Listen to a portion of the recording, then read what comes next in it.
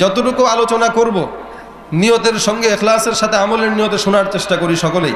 আমি আপনাদের সামনে একটা আয়াত তেলাওয়াত করেছি। আল্লাহ পাক রব্বুল আলামিন এই আয়াতের ভিতরে আল্লাহ এবং পয়গম্বরের ইতাআতের কথা বলেছেন। সাহাবা একরাম পয়গম্বরের সঙ্গে বসা। এখন এক সাহাবী বলতেছেন, হুজুর আমরা তো আপনাকে অনেক ভালোবাসি, মহব্বত করি, তো প্রত্যেক দিন আপনাকে যদি না দেখি আমাদের অন্তর ভরে না, মন ভরে না। এমন কিছু আমল আপনি শিখায় দেন, কারণ জান্নাতে যখন আপনি যাবেন তখন আপনার মর্যাদা থাকবে অনেক উপরে। ওই মুহূর্তে আপনার সাক্ষাৎ যদি না পাই কিভাবে থাকবো? তো এমন কিছু কথা বলেন, আমল দেন, যে আমলের কারণে জান্নাতেও যেন আপনার সঙ্গে থাকতে পারি। আল্লাহর নবী সঙ্গে সঙ্গে বললেন, আল মারউ মাআ মান আহাব্বা, যে যাকে ভালোবাসবে তার সঙ্গেই তার হাসর নাসর হবে। ভালোবাসেন খাজা বাবাকে, খাজা বাবার সঙ্গেই হাসর হবে। যদি খাজা বাবা উল্টা হয় তাহলে তো অবস্থা শেষ। আর যেই পীরকে ধরেছেন ওই পীর যদি আল্লাহওয়ালা হয় তাহলে অবশ্যই এই আল্লাহওয়ালাদের সঙ্গে থাকলে আল্লাহর বরকতে, রহমতে অবশ্যই জান্নাত পর্যন্ত পৌঁছা সম্ভব। আল্লাহ রব্বুল আলামিন সঙ্গে সঙ্গে একটা আয়াত নাজিল করে দিলেন, আমার তেলাওয়াতকৃত আয়াত, ওয়া মান ইউতিইল্লাহা ওয়ার রাসূল। এক নম্বরে আমি আল্লাহর ইতাআত কর বান্দা, দুই নম্বরে পয়গম্বরের ইতাআত। এই দুইটা ইতাআত যখন কোন বান্দা করবে, কখন কাদের সঙ্গে তাকে জান্নাতে রাখবো। ওয়া মান ইউতিইল্লাহা ওয়ার রাসূল ফাউলাইকা মা'আল্লাযীনা আন'আমাল্লাহু আলাইহিম মিনান নাবিয়িনা ওয়াস সিদ্দীকিনা ওয়াশ শুহাদাই ওয়াস সালিহিন। কয়জন হইল? মিয়া কয়জন হইল? চারজন। নবীন, পড়েন আমার সঙ্গে, নবীন, সিদ্দিকিন, শুহাদা, সালিহিন। এই চার প্রকার মানুষের সঙ্গে আমি আল্লাহ তোমাদেরকে রাখবো। কখন?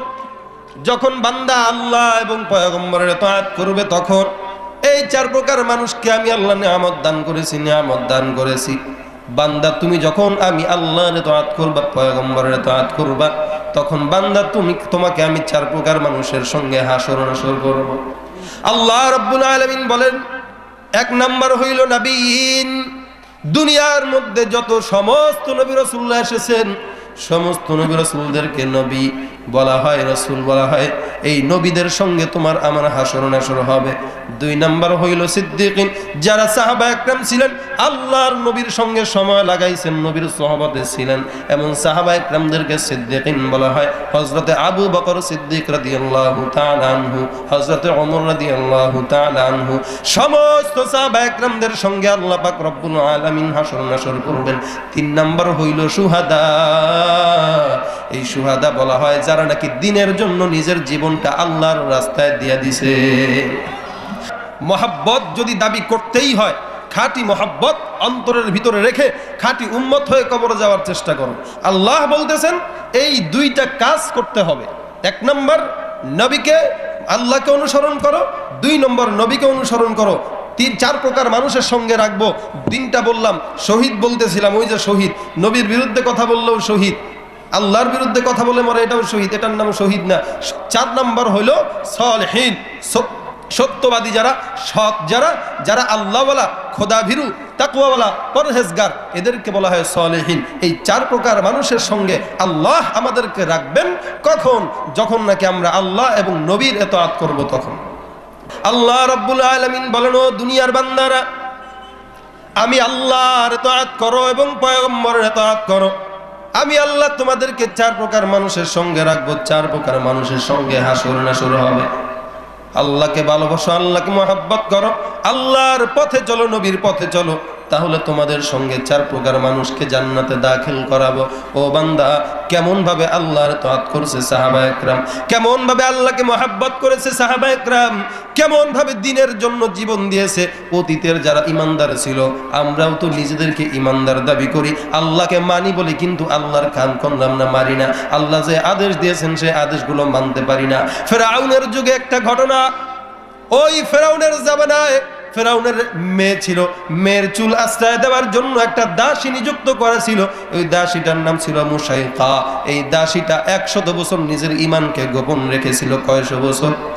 100 বছর নিজের ঈমানকে গোপন রেখেছে। ও মুসলমান, এই ফেরাউনের দাসী মুশাইকা, এই দাসীটা 100 বছর নিজের ঈমানটাকে গোপন রাখার পর একদিন যখন ফেরাউনের মেয়ের চুল আশ্রয় দিতেছিল, হঠাৎ করে চুলটা আশ্রয় দিতে দিতে চিরুনিটা হাতের থেকে মাটিতে পড়ে যায়। হঠাৎ করে যখন চিরুনিটা মাটিতে পড়ে যায়, মুখের অসতর্কতামূলক বশত বের হয়, আল্লাহ ছাড়া অন্য কোনো ইলাহ নাই, একমাত্র আল্লাহ হলে আমাদের আল্লাহ। আমরা যেমন দুনিয়ার জমিনে অনেক সময় কাজ করতে গেলে হঠাৎ করে কোনো দুর্ঘটনায় পড়লে ইন্না লিল্লাহ বলি না, কেমন ভাবে এই মেয়েটার যখন হাতের থেকে চিরুনিটা পড়ে গেল, তখন তার জবান থেকে বের হয়ে গেল আল্লাহ ছাড়া কোনো মাবুদ নাই। এবার ফেরাউনের মেয়ে হঠাৎ করে অবাক হয়ে গেল, কি ব্যাপার? ও মুশাইকা, কি বললা তুমি, কি বললা তুমি, আবার বলো, আবার বলো। এবার মুশাইকা ডাক দেয়া বলে, কি বললাম কি তুমি শুনো নাই নাকি? বলো, অবশ্যই শুনছি। আমার বাবা ফেরাউনের বাদশা, ফেরাউনের খোদা, আমার বাবা মিশরের বাদশা। এই মিশরের মধ্যে আমার বাবাকে সবাই আল্লাহ বলে স্বীকার করে।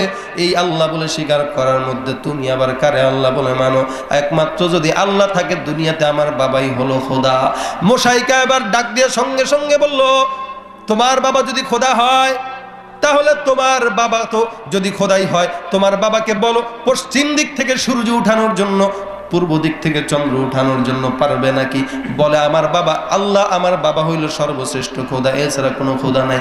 ফেরাউনের মেয়ের মেজাজ গরম হয়ে গেছে, বাবার কাছে দৌড়ে চলে যায়, ডাক দেয়া বলো, বাবা তোমার দাসী যে আমার চুল আশ্রয় দেওয়ার জন্য রাখছো, এই দাসীটা তোমাকে খোদা বলে স্বীকার করে না, অন্য একজনকে আল্লাহ বলে মানে। ফেরাউন এই কথাটা শোনার সঙ্গে সঙ্গে মেজাজ গরম হয়ে গেছে। দাসীকে ডেকে আনো। দাসীকে ডাকা হলো, ও মুশাইকা, শুনলাম তুমি নাকি আমাকে আল্লাহ বলে মানো না, অন্য একজনকে আল্লাহ বলে স্বীকার করতেছো। মুশাইকা সঙ্গে সঙ্গে জবাব দিল, অবশ্যই আমি তোমাকে আল্লাহ বলে মানি না। যদি তুমি আল্লাহই হও, তাহলে তোমার নিজের নাকটাই তো বড় বেসাইজ নাক, দেখতে তোমাকে বড়ই কুৎসিত লাগে, তোমার নিজের সৌন্দর্যই ঠিক নাই, তুমি কেমনে আল্লাহ হইতে পারো?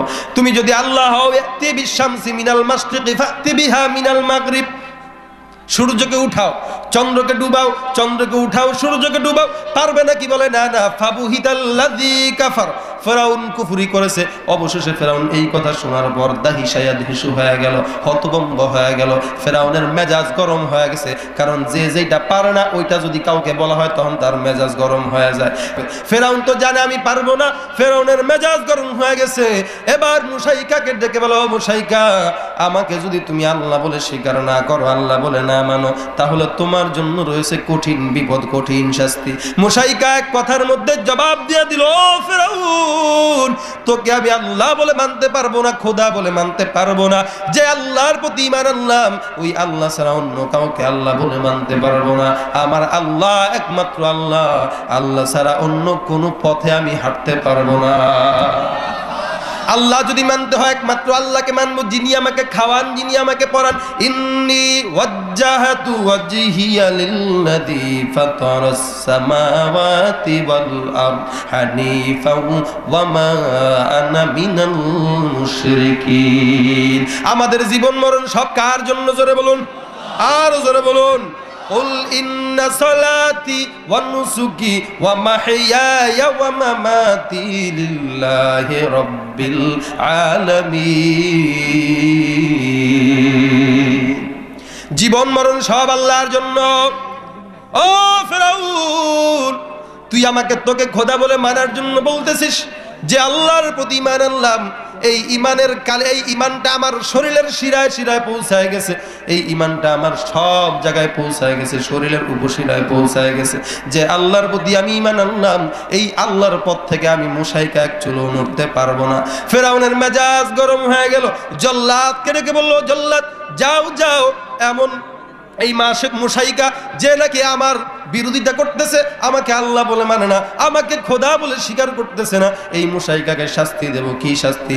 বলে, একে গরম তেলের মধ্যে ফুটায় দাও, গরম তেলের ভিতরে ফুটায় মারো, গরম তেলের ভিতরে ফুটায় মারো। এর দুইটা সন্তান আছে, একটা দুধের বাচ্চা আর একটা 8-9 বছরের শিশু, এই দুধের দুইটা বাচ্চাকেও গরম তেলের ভিতরে ফুটায় মারো। এবার ফেরাউনের আদেশ পাওয়ার পর ফেরাউন যখন এই কথাটা বলল, জল্লাদ সঙ্গে সঙ্গে গরম তেল ফুটানো আরম্ভ করলো। এবার ফেরাউন জল্লাদকে ডাক ডাকে বলো, ও জল্লাদ যাও যাও, এই মুশাইকার বড় মেয়েটাকে ডেকে এনে হাত পা ভালো করে বাঁধো, ওই মেয়েটাকে সঙ্গে সঙ্গে আগুনের গরম তেলের মধ্যে ফুটায় দাও।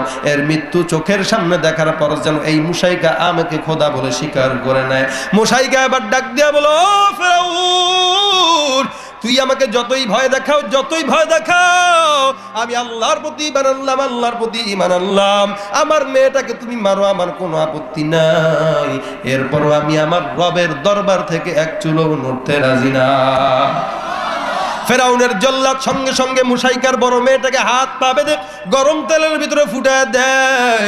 গরম তেলের ভিতরে ফুটানোর সঙ্গে সঙ্গে মেয়েটার হাড্ডি মাংসগুলো সব আলাদা হয়ে গেছে, ফটফট করে পুড়ে যায়। গরম তেলের ভিতরে পড়ার সঙ্গে সঙ্গে দুনিয়ার জমিন থেকে এক মুহূর্তের মধ্যে শেষ হয়ে গেছে। মুশাইকার চোখের মধ্যে পানি, টপ টপ করে চোখের থেকে পানি পড়া আরম্ভ শুরু হয়ে গেছে। মুশাইকা কান্নাকাটি আরম্ভ করছে, ডাক দিয়ে বলো, ও ফেরাউন, তুই আমার বাচ্চাকে মারলি, তোর কি একটু মনের মধ্যে দয়া হয় না, একটু দিলে মায়া হয় না? এবার মুশাইকাকে ফেরাউন ডেকে বলো, মুশাইকা, তোর যে দুধের সন্তানটা আছে, দুধ খায় এখনো, এই দুধের বাচ্চাকেও আমি হত্যা করে ফেলবো। যদি তুমি আমাকে আল্লাহ বলে স্বীকার না করো, তোমার এই আল্লাহ বলে স্বীকার না করার দায় তোমার বাচ্চাকেও মারবো। মুশাইকা এবার ফেরাউনকে ডেকে বলো, ও জালিম বাচ্চা, আর তোর পায়ের মধ্যে পড়ি আমি, আমার যে দুধের সন্তানটা আছে, কত কষ্ট করে 10 মাস 10 দিন বুকের মধ্যে ধারণ করে, পেটের মধ্যে ধারণ করে এই সন্তানটাকে জমিনের মধ্যে আনলাম, এই দুধের বাচ্চাটাকে একটু সময় দাও, তুই আমাকে দুনিয়ার জমিন থেকে হত্যা করে ফেলা আপত্তি নাই, কিন্তু আমার দুধের বাচ্চাটাকে মারিস না রে, মারিস না। তোর কি একটু মায়া হয় না, একটু দয়া হয় না?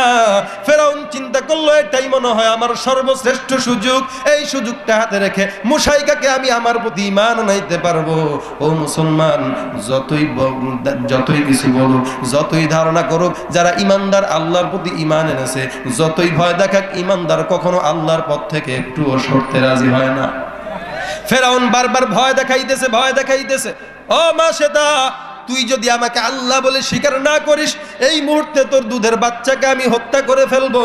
মুশাইকার চোখের পানি ছেড়ে কান্দে, চিন্তা করে, আল্লাহ, এই কেমন ইমানের পরীক্ষা তুমি আমার দ্বারা নিতেছো?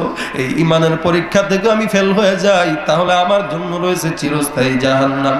ও মাবুদ দয়ার আল্লাহ, এই দুধের বাচ্চাকে তুমি বাঁচাও, আমাকে তুমি ইমানের পরীক্ষায় সফল করে নাও। আল্লাহ রাব্বুল আলামিন এই মুশাইকার চোখের পানিকে পছন্দ করে নাই। আল্লাহ পাক রব্বুল আলামিন তার কুদরতের খেলা দেখায় দিয়েছেন। ডাক দিয়া বলো, মুশাইকা, তুই তোর শত্রু সন্তানের জীবনের ভয়ে কারবার কাঁদতেছো, চোখের পানি ফালাইতেছো। যেই ফেরাউন তোর বড় মেয়েটাকে হত্যা করলো, এই ফেরাউন তোকেও রাখবে না, তোর দুধের সন্তানটাকেও রাখবে না। ও মুশাইকা, তোর চোখের পানি আমার মাওলার সহ্য হয় না। আল্লাহ পাক রব্বুল আলামিন তার কুদরতের খেলা দেখায় দিয়েছেন। আল্লাহ রব্বুল আলামিন কুদরতের খেলা দেখায় দিয়েছেন কেমন ভাবে? মুশাইকার কোলের মধ্যে যে দুধের সন্তানটা ছিল, আল্লাহ পাক রব্বুল আলামিনের কুদরতে এই দুধের বাচ্চার জবান আল্লাহ খুলে দেন। দুধের বাচ্চা চিৎকার দিয়া বলে, ইয়া উম্মি লা তাখাফ ইন্নাকি আলাল হক। ও মা, তুমি ভয় পেও না, নিশ্চয়ই আল্লাহ তোমার সঙ্গে আছে, আল্লাহ তোমার সঙ্গে আছে। আল্লাহ ছাড়া অন্য কাউকে তুই আল্লাহ বলে স্বীকার করিস না। মরতে হয় কার জন্য মরবে জোরে বলুন, বাঁচতে হয় কার জন্য বাঁচবো জোরে বলুন। আল্লাহ রাব্বুল আলামিন কুদরতের খেলা দেখায় দিয়েছেন। ওই দুধের বাচ্চার জবানটা আল্লাহ খুলে দিয়েছে। মুশাইকা চিন্তা করলো, কি ব্যাপার, এই দুধের বাচ্চার জবান থেকে বের হইল, আমি হকের উপরে আছি, হকের উপরে আছি, আমার কোনো সন্দেহ নাই। ও ফেরাউন জালিম বাদশা, তাকায় দেখো, তাকায় দেখো, যে দুধের বাচ্চাটা কথা বলতে জানে না, আল্লাহর অশেষ রহমতে কুদরতের ফয়সালার কারণে এই দুধের বাচ্চার জবান আল্লাহ খুলে দিয়েছে। আমার কোনো সন্দেহ নাই, আমার কোনো সন্দেহ নাই, নিশ্চয়ই আমি হকের উপরে আছি। আল্লাহর কসম করে বলতেছি, এই দুধের বাচ্চাকেও মারো, তুই আমাকেও মেরে ফেল। আল্লাহর কসম করে বলতেছি, জীবন দেব তবু ঈমান ফেরত দিতে পারবো না। এবার ফেরাউনের মেজাজ আরো গরম হয়ে গেল। ব্যাপারটা কি? মারতে চাইলাম, এ কি হইল? দুধের বাচ্চার জবানটা আল্লাহ খুলে দিয়েছে। ও জল্লাদ, দেরি করিস না। এই কাহিনী যদি আমার শ্রোতাবিন্দুরা দেখে, আমার বান্দারা দেখে, এমনও ভয় আছে তারাও মুসলমান হয়ে যাইতে পারে। যত দ্রুত সম্ভব এদেরকে দুনিয়ার জমিন থেকে ছাঁটাই করে ফেল, তাহলে আমার দলটা বেঁচে যাবে। যত দ্রুত সম্ভব যে নাকি আমার দলের বিরুদ্ধে কথা বলে, একে সরায় ফেলো, আমার দল বেঁচে যাবে। ঠিক না বেঠিক? জোরে ও মুসলমান, এবার ফেরাউনের জল্লাদ দুধের বাচ্চাটাকে হাত পা বেঁধে গরম তেলের ভিতরে ছেড়ে দেয়। গরম তেলের ভিতরে ছাড়ার সঙ্গে সঙ্গে এই দুধের বাচ্চাটা ছটছট করে পুড়ে যায়, হাড্ডি মাংস সব আলাদা হয়ে গেছে। দুধের বাচ্চাটা পুরে ছাড় হয়ে গেছে, কয়লা হয়ে গেছে। মুশাইকার চোখের পানির বাদ মানে না, মুশাইকা চোখের পানি ছেড়ে কান্দে। এবার ফেরাউন ডেকে বলো, মুশাইকা, এবার তোমাকে সর্বশেষ সুযোগ আমি দিলাম। তুমি যদি আমাকে আল্লাহ বলে মানো, তাহলে তোমাকে এবারের মতো মাফ করে দেওয়া হবে। এবার মুশাইকা ডেকে বলে, ফেরাউন, মনে করছো কি আমি তোমার ভয়ে কান্দি? না না, তোমার ভয়ে কান্দি না, আমি কান্দি অন্য কারণে কান্দি। ও ফেরাউন, তবে আমি যেই কারণে কান্দি না কেন, আমার একটা শর্ত আছে। এই ওসিয়তটা তুমি মানবে কিনা বলো? ফেরাউন ডেকে বলে, কি ওসিয়ত তোমার? এবার মুশাইকা ডেকে বলতেছো, ফেরাউন, আমার ওসিয়তটা হইল, এই যে দুইটা সন্তান তুমি দুনিয়ার জমিন থেকে বিদায় করে দিয়েছো, এই দুইটা সন্তান তো দুনিয়ার জমিন থেকে চলে গেছে, আমাকেও তুমি হত্যা করো, কোনো আপত্তি নাই। তবে এই দুইটা সন্তান এবং আমি মারা যাওয়ার পর আমাদের 2-3 জনের যে হাড্ডিগুলো থাকবে, এই হাড্ডিগুলো তুমি কবর দিয়ে রাখবা। এই হাড্ডিগুলো নিয়ে আল্লাহর দরবারের যেন নাজাতের উসিলা নিয়ে দাঁড়াইতে পারি। ফেরাউন চিন্তা করলো, ঠিক আছে, তোমার এই ওসিয়তটা আমি মানলাম, রক্ষা করব। এবার মুশাইকার পালা। মুশাইকার হাত পা বান্ধা হয়ে গেল। এবার জল্লাদ হুকুম পাওয়ার পর মুশাইকাকে সঙ্গে সঙ্গে গরম তেলের ভিতরে ছেড়ে দেওয়া হলো। হাড্ডি মাংসগুলো সব আলাদা হয়ে গেছে। দিনের জন্য কেমন ভাবে কুরবান হয়ে গেল তারা, অথচ আমাদের সামনে আল্লাহর বিরুদ্ধে কথা বলে, নবীর বিরুদ্ধে কথা বলে। আমরা তো প্রতিবাদ করি না, বরং আরো উল্টা তাদের পক্ষ নিয়ে কথা বলি। ও মুসলমান, যতক্ষণ পর্যন্ত আল্লাহর মহাব্বত তোমার অন্তরের ভিতরে না ঢুকবে, পয়গম্বরের মহাব্বত অন্তরে না ঢুকবে, ততক্ষণ পর্যন্ত খাঁটি ইমানদার হওয়া সম্ভব না। মুশাইকা জমিন থেকে বিদায় হয়ে গেল। এবার ফেরাউন চিন্তা করলো, এই মহিলাটা একটা ওসিয়ত আমাকে করেছে, এই ওসিয়তটা এখন মানবো। এই ওসিয়তটা মানার পর ফেরাউন তার 3 জনের হাড্ডিগুলো এক জায়গায় কবর দিয়ে রাখলো। মেরাজের রাত্রিতে আল্লাহ নবী পয়গম্বর বাইতুল মুকাদ্দাস থেকে যখন উদ্ধার এসে যায়, জিব্রাইল আমিনকে ডেকে বলো, জিব্রাইল, এই জায়গা থেকে আমি জান্নাতের গন্ধ কেন পাইতেছি জানতে চাই। জিব্রাইল আমিন ডেকে বলো, পয়গম্বর, এই জায়গা থেকে আপনি জান্নাতের গন্ধ কেন পান? জান্নাত তো এখন অনেক দূরে। আপনার জামানার আগে ফেরাউনের জামানায় একটা দাসী ছিল, আল্লাহর জন্য, দিনের জন্য তার 2টা সন্তান সহ জীবনটা দিয়ে দিয়েছেন, কোরবান করে দিয়েছেন। ওই 3 জনের হাড্ডিগুলো এক জায়গায় কবর দিয়ে রাখা আছে। আল্লাহ রাব্বুল আলামিন তাদের এই কোরবানিটা এমন কবুল করা করছেন, ওই যেই জায়গায় কবর দেওয়া, ওই জায়গা থেকে সুন্দর জান্নাতের মেশক আম্বরের গন্ধ ছড়ায়। আল্লাহ রাব্বুল আলামিন বলেন, ওয়া মাইয়ুতিল্লাহা ওয়ার রাসূল, আল্লাহর ইতাআত করো, পয়গম্বরের ইতাআত করো। আল্লাহর ইতাআত কেমন ভাবে করা হয়েছে ঘটনা একটা বললাম, বুঝতে পেরেছেন? এভাবেই আল্লাহর ইতাআত করতে হবে মুসলমান, এভাবেই আল্লাহর ইতাআত অনুগত করতে হবে মুসলমান। এবার পয়গম্বরের ইতাআত সাহাবায়ে কেরাম কেমনে করেছে, আল্লাহর নবীর ইতাআত কেমন ভাবে করেছেন? নূহ আলাইহিস সালাতু ওয়াস সালাম সহ যারা সমস্ত নবী রাসূল ছিলেন দুনিয়ার জমিনে, তারা দিনের দায়ী হিসেবে মানুষকে দিনের পথে ডেকেছিলেন। এই দিনের পথে ডাকার পর কিছু কিছু বর্ণনা মতে নূহ আলাইহিস সালাতু ওয়াস সালাম 950 বছর দিনের দাওয়াত দিয়েছেন। এই 950 বছরে কোন কোন বর্ণনা মতে 70 জন, কোন কোন বর্ণনা মতে 40 জন তার প্রতি ঈমান এনেছে। ও মুসলমান, আর আল্লাহ রাব্বুল আলামিনের পয়গম্বরের কত দাম, কত দাম! আল্লাহর নবী দুনিয়ার জমিনে মাত্র 23 বছরের জিন্দেগিতে নবীর দাম কত বেড়েছে। নবী 23 বছরের জিন্দেগিতে নবীর বিদায় হজের সময় সাহাবায়ে কেরামের সংখ্যা ছিল 1.25 লক্ষ সাহাবায়ে কেরাম। নূহ আলাইহিস সালাতু ওয়াস সালাম 950 বছর দাওয়াত দেন, পান মাত্র 40 জন 70 জন। আর নবী আমার 23 বছরের জিন্দেগিতে 1.25 লক্ষ সাহাবী ইকরাম। আর এখন তো কোটি কোটি উম্মত, ঠিক না বে ঠিক? ও মুসলমান, কেমন ভাবে তারা আল্লাহর নবীর ইতাআত করেছে। নবী আমার দুনিয়ার জমিনে আসেন নাই, নবী আমার দুনিয়ার জমিনে এখনো পদার্পণ করেন নাই, নবী বলে এখনো স্বীকারোক্তি করেন নাই। নূহ আলাইহিস সালাতু ওয়াস সালাম 950 বছর দাওয়াত দিয়েছেন, মানুষ ঈমান আনে না। আর আমার নবী দুনিয়ার জমিনে আসার আগে 900 বছর আগে দুনিয়ার জমিনে এমন বাদশা একজন ছিলেন যে নবীর ঈমান এনে জান্নাতের ফয়সালা তার জন্য হয়ে গেছে। নবী দুনিয়ার জমিনে আসেন নাই 900 বছর আগে। ইয়ামান দেশের বাদশা তুব্বায়ে হিময়ারি যার নাম, এই বাদশাটা ছিল বড় সেনাপতি, বড়ই দাপটশীল একজন বাদশা, তার নাম ছিল তুব্বায়ে হিময়ারি। ইয়ামান দেশের গভর্নরকে একদিন ইয়াসরিব শহরের মধ্যে পাঠাইলেন। এই ইয়াসরিব শহর মদিনাকে বলা হতো আগে, মদিনার আগের নাম ছিল ইয়াসরিব। উনি একবার উনার গভর্নরকে ইয়াসরিব শহরে পাঠাইলেন। এবার ইয়াসরিব শহরের সমস্ত মানুষগুলো মিলে ও ইয়ামান দেশের বাদশা তুব্বায়ে হিময়ারির গভর্নরকে হত্যা করে ফেললো। এবার ইয়াসরিব শহরের বাদশা তুব্বায়ে হিময়ারির মেজাজটা গরম হয়ে গেছে। এত বড় সাহস কার যে আমার গভর্নরকে তারা হত্যা করে? যেই দেশের মানুষগুলো আমার গভর্নরকে হত্যা করেছে, এই দেশের মানুষগুলোকে আমি দুনিয়ার জমিনে আর রাখবো না, এই দেশটাকে দুনিয়ার জমিন থেকে নিশ্চিহ্ন করে দেব। এই ইয়ামান দেশের বাদশা তুব্বায়ে হিময়ারি তার কয়েকশো সঙ্গী নিয়ে ইয়াসরিব শহর ধ্বংস করার জন্য রওনা হয়ে গেছে। উনাদের মধ্যে ছিল একজন পাদ্রী, ওই পাদ্রীটা ছিল তাওরাত কিতাবের পাদ্রী। ওই পাদ্রীটা বাদশাকে ডেকে বলো, ও বাদশা নামদার, এই ইয়াসরিব শহরে তো আমরা পদার্পণ করলাম, এই ইয়াসরিব শহরের ভিতরে ঢুকার পর আমার যেই ধারণা হইতেছে, এই ধারণা মতে ইয়াসরিব শহর আপনি জীবনেও ধ্বংস করতে পারবেন না। কারণ পূর্ববর্তী কিতাবগুলোর পড়া অনুযায়ী, লেখা অনুযায়ী আমি দেখতেছি আমার শেষ জামানার পয়গম্বর যেই জায়গায় আসবেন, কোন জায়গায় আবির্ভাব হবে, তার নাম কি হবে, তার বাবার নাম কি হবে, তার মায়ের নাম কি হবে, উনি কোন জায়গায় হিজরত করে কোন জায়গায় আসবেন, ওই জায়গাটার আবহাওয়া কেমন হবে, বাতাস কেমন হবে, সবকিছু পূর্ববর্তী কিতাবগুলোতে দেওয়া হয়েছিল। আর এই পূর্ববর্তী কিতাবগুলো অনুযায়ী আমি বলতেছি ইয়াসরিব শহর আপনি ধ্বংস করতে পারবেন না। নবী দুনিয়াতে আসবেন কখন, কেমন হবে নবীর সূরত, এই নবীর সূরত সিরাত সবকিছু পূর্ববর্তী কিতাবগুলোতে আল্লাহ রাব্বুল আলামিন বর্ণনা করেছেন। বাদশা আপনি এই শহর ধ্বংস করতে পারবেন না, শুধু শুধু চলে যাই। তার মানে কি? এই শহরের ভিতরে শেষ জামানার পয়গম্বর মক্কা থেকে হিজরত করে এখানে আসবেন, এই জায়গার নাম হবে মদিনা।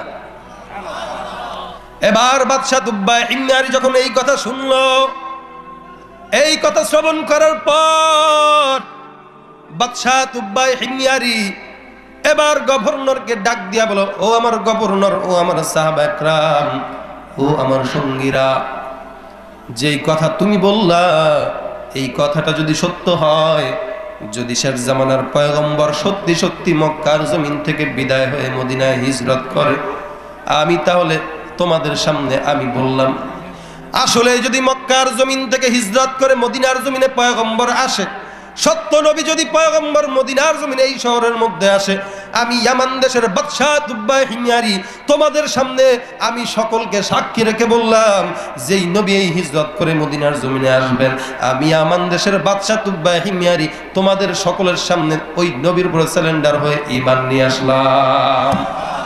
কয় বছর আগে? জোরে বলুন। 900 বছর আগে। কয় বছর আগে? 900 বছর আগে ইয়ামান দেশের বাদশা তুব্বায়ে হিময়ারি নবীর আদর্শ দেখে, নবীর সিরাত দেখে, নবীর সুরতের কথা শোনার পর ঈমান এনেছে। নবীর সুরত, নবীর সিরাত দুটোই সুন্দর না? সুন্দর না? জোরে বলুন। আল্লাহর নবীর সিরাত যেমন সুন্দর, নবীর সুরতও তেমন সুন্দর। হযরত জাবের ইবনে সামুরা রাদিয়াল্লাহু তাআলা আনহু একবার উঠানের মধ্যে বের হয়ে গেলেন, পূর্ণিমার চাঁদের রাত্রিতে আকাশের মধ্যে চাঁদটা জ্বলজ্বল করে জ্বলতেছে। হযরত জাবের ইবনে সামুরা রাদিয়াল্লাহু তাআলা আনহু একবার নবীর দিকে তাকায়, আরেকবার আকাশের চাঁদের দিকে তাকায়। জাবির ইবনে সামুরা রাদিয়াল্লাহু তাআলা আনহু বলেন, নবী আমার যখন উঠানের মধ্যে আসলেন, আমি একবার নবীর চেহারার দিকে তাকাই, আর একবার আকাশের দিকে তাকাই, একবার নবীর চেহারার দিকে তাকাই, আর একবার চন্দ্রের দিকে তাকাই। আল্লাহর কসম, আল্লাহর কসম, ওই আকাশের পূর্ণিমার চাঁদের চাইতে আমার নবীর চেহারা কোটি গুণে সুন্দর। আল্লাহর নবীর চেহারা যেমন সুন্দর, নবীর সিরাত তেমন সুন্দর। এই নবীর সিরাতের কথা শোনার পর বাদশা তুব্বায়ে হিময়ারি 900 বছর আগে নিজের জীবনটা নবীর জন্য কোরবান করে দিয়েছেন, নিজের জীবনটা নবীর জন্য উৎসর্গ করে দিয়েছেন। নবীর প্রতি ঈমানের দুনিয়ার জমিন থেকে বিদায় হয়ে গেছে। ইয়ামান দেশের বাদশা তুব্বায়ে হিময়ারি এবার ঈমান আনার পর দুইটা কাজ করলেন। এক নম্বর কাজ, সর্বপ্রথম একটা ঘর বানাইলেন মদিনা শহরের মধ্যে। দুই নম্বর কাজ, ঘর বানানোর ঘর বানানোর পর একটা চিঠি লিখলেন। ওই চিঠিটা কেমন ছিল? তাফসিরের মধ্যে সুন্দর করে চিঠিটা এখনো উল্লেখ আছে। ও মুসলমান, চিঠি লিখলেন, 1 নাম্বার কাজ একটা ঘর বানাইলেন, 2 নাম্বার কাজ একটা চিঠি লিখলেন। চিঠির মধ্যে লিখলেন আমানতু বিকা ওয়া বিকিতাবিকা আল্লাযী ইউনজালু আলাইক ওয়া আনা আলা দীনিকা ওয়া সুন্নাতিক ওয়া আমানতু বিরাব্বিকা ওয়া রাব্বি কুল্লি শাই ওয়া আমানতু বিকুল্লি মা জাআ মিন শারাই'আল ইসলাম ফা ইন আদরাকতুকা ফাবিহা ওয়া নি'মা ওয়া ইন লাম উদরিককা ফাশফা' লি ওয়া লা তানসানি ইয়াওমাল কিয়ামা ফা ইন্নী মিন উম্মাতিকাল আউয়ালিন। আল্লাহু আকবার! চিৎকার করে বলুন। একটা ঘর বানানোর পর একটা চিঠি লিখলেন। চিঠিটা লিখে সাহাবাদেরকে দিয়ে বললেন, ও আমার সাহাবীরা, শুনে রাখো, এই চিঠিটা আমি তোমাদের হাতের মধ্যে দিলাম। আমার নবীকে যদি দুনিয়ার জমিনে আমি পাই তাহলে তো সেটা বড়ই নিয়ামত। যদি দুনিয়ার জমিনে না পাই, এই চিঠিটা তোমরা নবীর কাছে দিবা, নবীর হাতের মধ্যে পৌঁছায় দিবা। ও মুসলমান, একটা ঘর বানাইলেন, চিঠি লিখলেন। চিঠিটার অর্থ কি? আমানতু বিকা ওয়া বিকিতাবিকা আল্লাযী উনজালু আলাইক। ও নবী, আমি আপনার উপর ঈমান আনলাম, আপনার প্রতি যেই কিতাবটা নাজিল হয়েছে ওই কিতাবের উপর ঈমান নিয়ে আসলাম, আপনার রবের প্রতি ঈমান আনলাম। শুধু তাই নয়, আপনার উপরে যে দিন নাজিল হয়েছে, যে শরীয়ত নাজিল হয়েছে, সব কিছুর উপর আমি ঈমান নিয়ে আসলাম। দুনিয়ার জমিনে যদি আপনাকে না পাই, যদি পেয়ে যাই, এটা তো আমার জন্য নিয়ামত, আর নিয়ামতুল কাসীরা, এটা তো আমার জন্য বড়ই নিয়ামত। আর এই দুনিয়ার জমিনে যদি আমি আপনার সাক্ষাৎ না পাই, তাহলে ওই পরকালের মধ্যে আপনি আমাকে ভুলিলেন না, কারণ আমি হইলাম আপনার সর্বপ্রথম উম্মতদের মধ্যে একজন। নবীর সর্বপ্রথম উম্মত বাদশা তুব্বা হিময়ারি কয়শো বছর আগে ঈমান এনেছে। 900 বছর আগে ঈমান আনার পর এই চিঠিটা লিখে ঘরটা বানাইলেন। ঘরের মধ্যে একজনকে রেখে বললেন, তুমি এই ঘরে থাকবা, খাইবা। যদি আমার নবী হিজরত করে মক্কার জমিন থেকে মদিনায় আসে, তাহলে নবীর হাতে তুমি চিঠিটা দান করবা, বলবা এক ইয়ামান দেশের বাদশা আপনার প্রেমে পাগল হয়ে আপনার প্রতি ঈমান এনে দুনিয়ার জমিন থেকে বিদায় হয়েছে। আল্লাহর নবী যখন দুনিয়ার জমিনে আসেন, মক্কার জমিন থেকে হিজরত করে মদিনার জমিনে যান, মক্কার কাফের বেঈমানেরা আমার নবীকে এত কষ্ট দেয়, আমার নবীর বিরুদ্ধে গালি দেয়, আমার নবীকে পাথর মারে। ওই মক্কার জমিনের কাফেরদের জ্বালা যন্ত্রণায় আমার নবী হিজরত করে যখন মদিনার দিকে রওনা হয়, আমার নবী আমার মক্কার জমিন থেকে মদিনার জমিনের মধ্যে প্রবেশ করলেন। মদিনায় প্রবেশ করার পর সাহাবা একরাম নবীর উটের রশি ধরে বারবার টানতেছে, পয়গম্বর আমাদের ঘরের মধ্যে আপনি তাশরিফ আনুন, আমার ঘরে আনুন। পয়গম্বর কারোর ঘরের মধ্যে প্রবেশ করে না, কারো ঘরে যায় না। আল্লাহর নবী বার উটের রশি দিয়ে উটের উপরে বসে বসে হাঁটতেছে, বারবার উট হাঁটতেছে। ওই যে বাদশা তুব্বা হিময়ারি 900 বছর আগে যেই ঘরটা আল্লাহর নবীর জন্য বানাইলেন, ওই উটটা আল্লাহর আদেশের সঙ্গে সঙ্গে ওই ঘরের সামনে যখন আসলেন, ওই ঘরে আসার সঙ্গে সঙ্গে উটটা বসে পড়লো। কাউকে বলা লাগে নাই, আল্লাহর আদেশে বসে পড়ছে। এবার নবী উট থেকে নামলেন। নামার পর ঘরের ভিতরে প্রবেশ করলেন। প্রবেশ করার পর ওই সময় যেই সাহাবী ছিলেন, জালিলুল কদর সাহাবী হযরতে আবু আইয়ুব আনসারী রাদিয়াল্লাহু তাআলা আনহু, উনি বের হইলেন, নবীকে সালাম জানাইলেন, নবীকে চিঠিটা হাতে দিলেন। পয়গম্বর, এই যে 900 বছর আগে আপনার উপর ঈমান এনে ইয়ামান দেশের বাদশা, আমাদের বাপদাদা যারা ছিলেন উনাদের নেতা, আপনার প্রতি ঈমান এনে দুনিয়া জমিন থেকে বিদায় হয়েছে, এই নেন চিঠি আপনাকে দিয়েছে, এই চিঠিটা পড়ুন। নবী চিঠি পড়তেছে, চোখের পানি টপ টপ করে পড়তেছে, নবী চোখের পানি ছেড়ে কাঁদতেছে। আর সাহাবা একরামদেরকে চিঠিটা পড়ার পর ডাক দিয়া বলতেছে, ও সাহাবা একরাম, এই যে চিঠিটা যেই বাদশা তুব্বা হিময়ারি আমার জন্য লিখে গেল, তোমাদেরকে সাক্ষী রেখে আমি বলতেছি, এই ইয়ামান দেশের বাদশা আমি নবীকে দেখে নাই, আমার সুরত দেখে নাই, সিরাত দেখে নাই। এরপরও আমি নবী ঘোষণা করলাম, এই লোকটা আমার সঙ্গে সর্বপ্রথম জান্নাতে যাবে। আল্লাহ পাক রব্বুল আলামিন বলেন, ও দুনিয়ার বান্দারা, আমি আল্লাহকে তাআত করো, পয়গম্বরকে তাআত করো, আমি আল্লাহর অনুসরণ করো, আমার নবীকে অনুসরণ করো। এই অনুসরণ যখন করবা, তখন শুধু ওই বাদশা তুব্বা হিময়ারি কেন, আমি আল্লাহ তোমাদেরকে নবীর সঙ্গে জান্নাতে দাখিল করাবো। ও নবী আমার কেমন রহমত স্বরূপ, আল্লাহ রাব্বুল আলামিন নবীকে রহমত স্বরূপ বানাইলেন। নবী আমার কেমন রহমত স্বরূপ, কেমন রহমত স্বরূপ। এই নবীর আদর্শ দেখে কত মানুষ মুসলমান হয়ে গেছে। আজকে তুমি নবীকে পাওয়ার পর, নবীর সুন্নাত পাওয়ার পর নবীকে মানো না। ও মুসলমান ইমানদার, এই কারণে নবীকে মানতে হবে, নবীর মহব্বত অন্তরে রাখতে হবে, নবীর মহব্বত অন্তরের ভিতরে ঢুকায় নাও। আল্লাহর নবী বলতেছেন, মান আতাআনি ফাকাদ আতা আল্লাহ ওয়া মান আসানি ফাকাদ আসাল্লাহ। যেই ব্যক্তিটা আমি নবীকেই আনুগত্য করবে ওই ব্যক্তিটা আল্লাহকে আনুগত্য করবে। আর যেই ব্যক্তি আল্লাহকে আর আমি আল্লাহকে আনুগত্য করবে, মান আতাআনি ফাকাদ আতা আল্লাহ ওয়া মান আসানি ফাকাদ আসাল্লাহ। আর যেই ব্যক্তিটা আমি নবীকেই অনুসরণ করবে না, আমি নবীর অস্বীকার করবে, ওই ব্যক্তিটা আল্লাহকেও অস্বীকার করবে। ও মুসলমান, আল্লাহর নবীর মহব্বত অন্তরে ঢুকানোর দরকার আছে না নাই? আল্লাহ বলে আল্লাহর মহব্বত যদি অন্তরের মধ্যে ঢুকাইতে চাও, আল্লাহর মহব্বত যদি অন্তরের মধ্যে ঢুকাইতে চাও, জবানের মধ্যে কেবল আল্লাহর নামের জিকির তুলে নাও, আল্লাহর নামের জিকির জবানের মধ্যে উঠায় নাও। আল্লাহর জিকিরের মর্যাদায়, আল্লাহর জিকিরের বরকতে আল্লাহর সঙ্গে তোমার মহব্বত পয়দা হয়ে যাবে, আল্লাহর সঙ্গে তাআল্লুক মা আল্লাহ তৈরি হয়ে যাবে। আর যদি পয়গম্বরের সঙ্গে মহব্বত রাখতে চাও, আল্লাহর নবীর উপর বেশি বেশি দুরূদ পাঠ করো, আল্লাহর নবীর শানে বেশি বেশি দুরূদ পাঠ করার দ্বারা নবীর সঙ্গে মহব্বত তৈরি হয়ে যায়। ও মুসলমান, যখন নাকি তোমার সঙ্গে আল্লাহর নবীর মহব্বত তৈরি হয়ে যাবে, আল্লাহর নবী তোমার শাফাআত করে তোমাকে জান্নাতের ফয়সালা করে দিবে।